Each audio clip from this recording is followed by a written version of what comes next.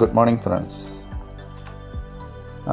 ഇന്നത്തെ വീഡിയോ തികച്ചും എഡിറ്റ് ചെയ്യാത്തൊരു വീഡിയോ ആണ്. എന്ന് പറഞ്ഞാൽ എഡിറ്റ് ചെയ്യാത്ത ഓഡിയാണ്. അതെന്തുകൊണ്ട് ചെയ്യണമെന്ന് ചോദിച്ചു കഴിഞ്ഞാൽ നമുക്കറിയാം, ജൂൺ 5 ലോക പരിസ്ഥിതി ദിനം. ഈ വർഷത്തെ പ്രമേയം എന്ന് പറയുന്നത് തന്നെ പ്ലാസ്റ്റിക് പൊല്യൂഷൻ ഒഴിവാക്കുക എന്നതാണ് ലോകമാകമാനം എടുത്തിരിക്കുന്ന പ്രതിജ്ഞ.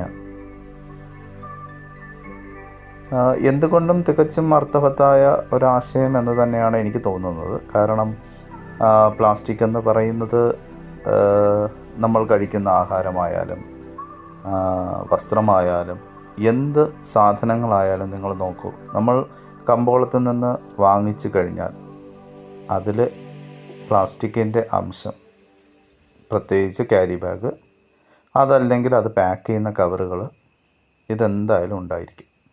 അതുപോലെ തന്നെ നമ്മൾ ഫുഡ് പാക്കറ്റ്, ഇത് നിങ്ങൾ നോക്കൂ.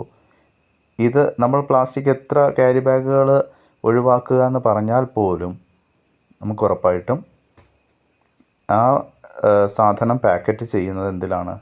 കവറുകളിൽ തന്നെയാണ്. ഇതിനെന്താണ് ഒരു പരിഹാരം എന്നതാണ് നമ്മൾ ഒരുമിച്ച് ചിന്തിക്കേണ്ടത്.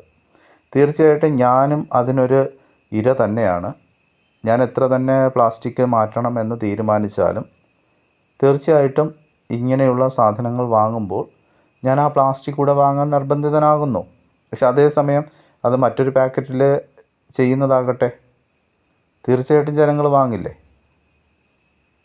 അപ്പോൾ ഇത് എവിടെയാണ് ഈ ഒരു മാറ്റം സംഭവിക്കേണ്ടത്?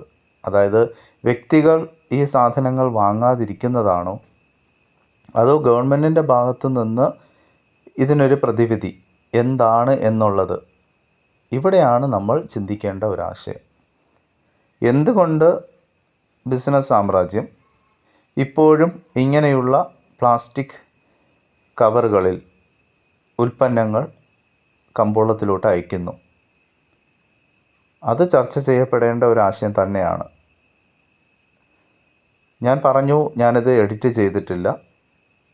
എന്തുകൊണ്ടെന്ന് വെച്ചാൽ ജനങ്ങളുടെ അഭിപ്രായങ്ങൾ നമുക്ക് എങ്ങനെയാണോ നമ്മുടെ മറ്റുള്ളവരിലേക്ക് എത്തിക്കേണ്ടത് തീർച്ചയായിട്ടും നമ്മൾ പറയണം. കാരണം വാക്കുകൾക്ക് മറ്റെന്തിനേക്കാട്ടിലും പവറുണ്ട്. അതിന് ഒരു ലോക ജനതയെ തന്നെ മാറ്റുവാനുള്ള ശക്തിയുണ്ട് എന്ന് വിശ്വസിക്കുന്നതാണ്. തീർച്ചയായിട്ടും നല്ലൊരു പരിസ്ഥിതി ദിനം ആശംസിക്കുന്നു.